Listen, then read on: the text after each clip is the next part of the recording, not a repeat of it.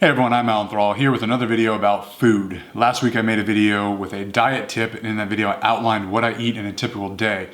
At the end, I made a comment about how my protein intake seemed a little bit low and I want to bump those numbers up. So that's exactly what this video is about. I am going to increase my daily protein intake to 200 grams of protein, and I want to show you what that actually looks like, what 200 grams of protein in a 2,000 to 2,500 calorie diet looks like. This might give you some ideas for incorporating more protein into your diet, or maybe it'll just encourage you to make better food choices in general. Now the goal here is to increase my daily protein to 200 grams per day. Why 200? I went to the gym and I asked all the bros how much protein I should be eating, and they said, you should eat 1 gram of protein per pound of body weight. I weigh 200 pounds, so 200 grams of protein it is. And I want to do this while keeping my calories pretty much the same as that video I posted last week, which was right around 2250. I don't mind, and I kind of expect calories to bump up a little bit, but as long as they're in the same ballpark, I'm good with that. I don't want to just double my protein intake while at the same time doubling my calorie intake.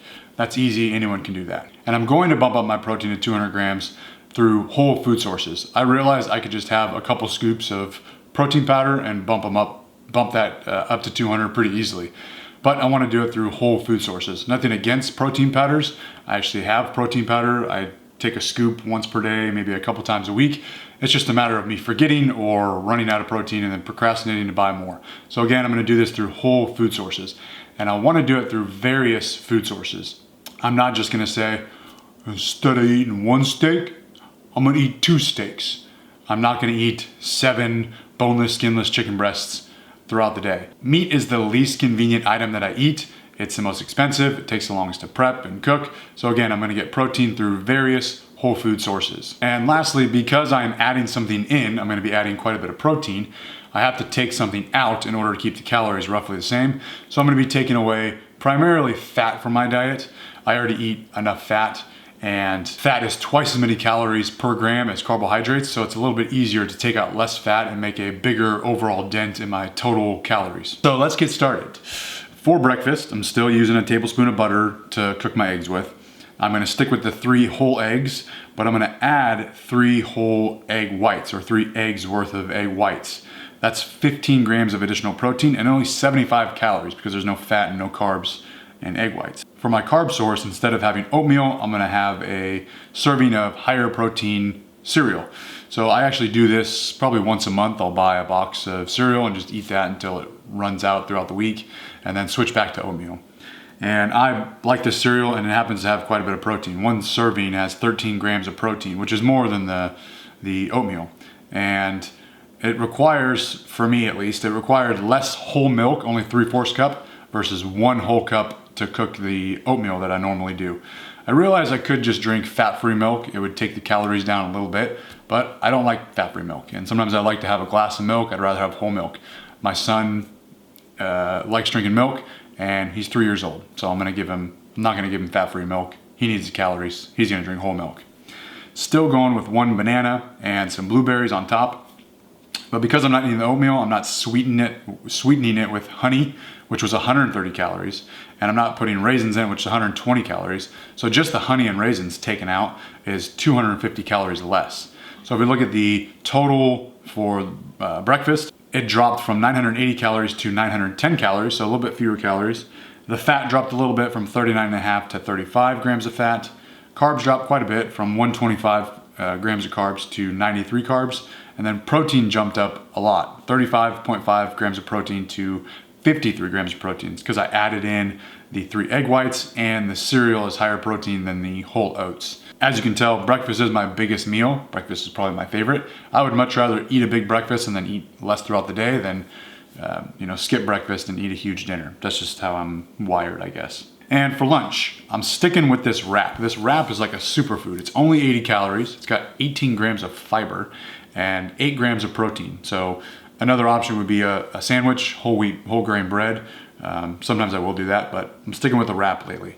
The game changer here is no dressing on the wrap. I'm using a tablespoon of hummus. I actually do this sometimes with my sandwiches. Instead of putting mayonnaise on the bread, I'll add a tablespoon of hummus. Sounds weird, but it's pretty good. Way less calories than mayonnaise or dressing. It's only 35 calories for a tablespoon, And because it's made of chickpeas, it's got 1 whole gram of protein. Bumping up my chicken from 8 ounces to 12 ounces.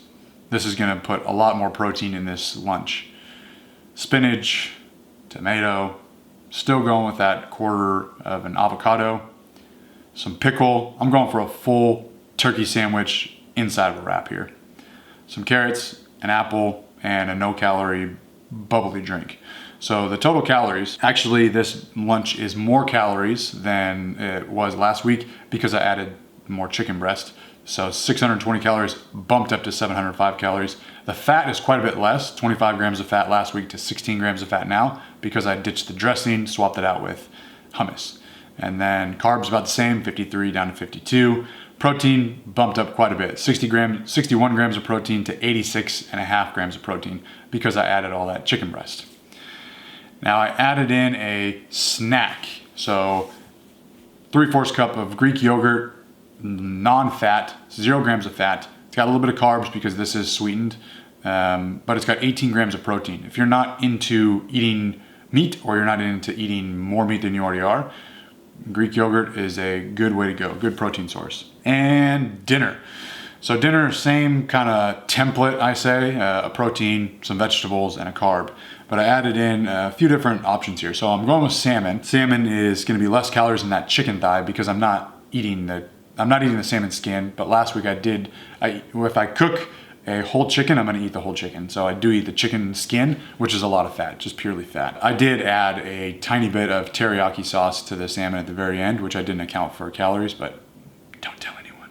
And for my carb source, I'm going with quinoa and some beans. So this is just canned beans. These are seasoned beans, so they already have some good flavor. And quinoa and beans, you could do rice and beans. Sometimes I'll do couscous. Choice is yours, but quinoa and beans just because I had that in the pantry.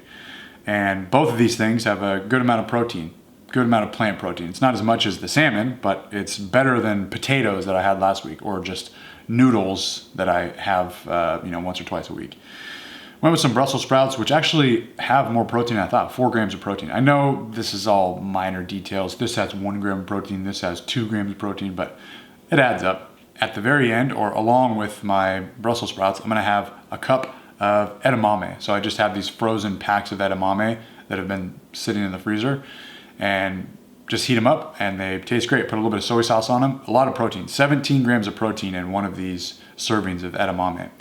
So the calorie or the nutrition total for dinner, calories bumped up quite a bit, 630 calories up to 785 calories, but notice the fat has dropped a good amount from 30 grams of fat to 22.5 grams of fat. And it could be less if I was using a low-fat fish, but salmon is not a low-fat fish. Low in saturated fat, but it's not low-fat like a tilapia or something like that. Let's see, where are we at?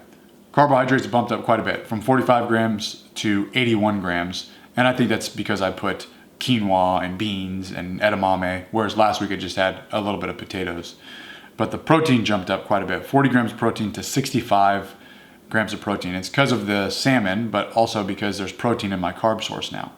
So let's look at the total daily difference. I did consume a little bit more calories than I was hoping. So I should say, I didn't plan all this out. I didn't write down beforehand or crunch these numbers before. I just intuitively said I'm gonna add more protein to each meal and I'll add in that snack of Greek yogurt and try to reduce some fat in certain and easy areas. So I just kind of did this on a whim or just winged it along the day.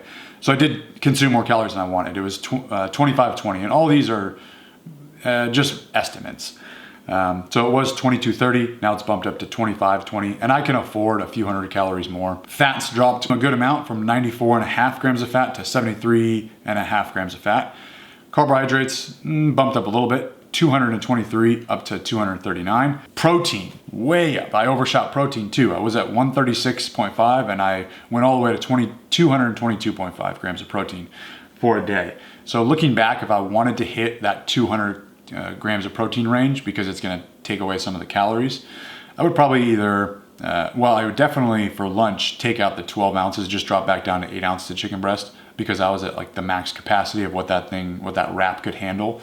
I would probably get rid of the egg whites because I'm just not crazy about egg whites. So there would be 2 ways that I could drop out some stuff. Plus the The dinner might have been a little bit overkill with the quinoa and the beans and the Brussels sprouts and the edamame. So I'll probably take out one of those things.